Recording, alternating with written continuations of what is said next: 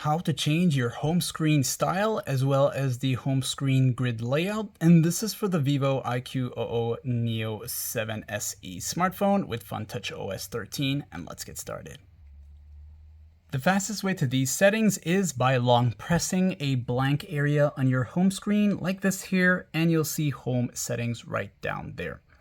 As you tap on that one time, you'll see the home screen style right here.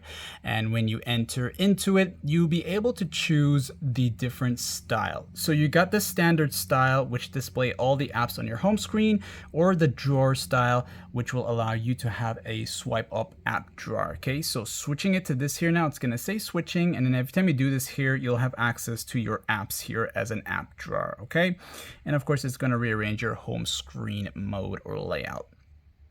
Going back to the home screen settings here, once again, you also have your grid layout settings, and you can choose between these different options here, okay? And the higher the number means more space for apps on your home screen, and lower means the less. Be sure to press the check mark to save the latest adjustments. And that is that for this video tutorial here. Like and sub, and thanks for watching.